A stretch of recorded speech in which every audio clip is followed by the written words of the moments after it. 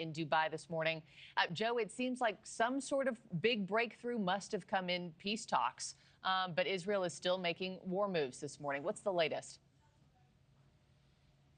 Yeah, so this is all very new, and we're seeing this develop, Marky, but let's just take a step back, big picture here. This would be the first indication from any leader since the start of this war in February 28th of a step backward, a step toward de-escalation rather than escalation coming from President Trump. So you cannot overstate how important something like this is, despite the fact that, again, there are still a lot of questions around what this looks like. But President Trump essentially saying that there will not be any strikes on Iran's energy infrastructure within the next 5 days, at least, because he says peace negotiations, not just on his 48-hour ultimatum on the Strait of Hormuz, but broadly within this war in general.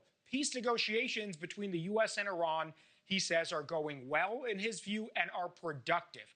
We did not even know, Marky, that there were peace talks happening, nor did we know who within the Iranian regime is conducting these talks, who on the United States, who on the American side is engaged in them. If we can put up what President Trump said here on his Truth Social post, he says that he is pleased to report that the United States and the country of Iran have had over the last 2 days very good and productive conversations regarding a complete and total resolution of our hostilities in the Middle East. And then he went on to talk about, in his view, again, how these have been productive.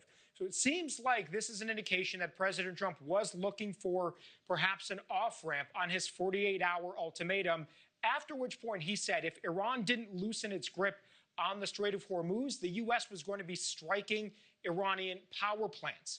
In response to that, the Iranians threatened back that if the U.S. hit power plants in Iran, Iran was going to be hitting American and Israeli energy infrastructure, IT infrastructure, and water desalination. So there were threats coming from both sides, Marky. Among the questions we have here about what this actually means is what role Israel has in these peace discussions, if at all.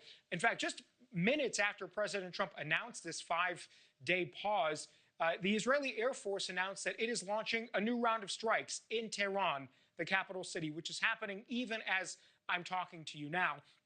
Marky, we should also mention we have not officially seen a response yet from Iran, from the regime, but there is at least a report that Reuters is citing from the Fars news agency inside of Iran that says that they're totally denying there are any peace conversations, peace negotiations at all. So that is something that obviously we're going to need some clarity on.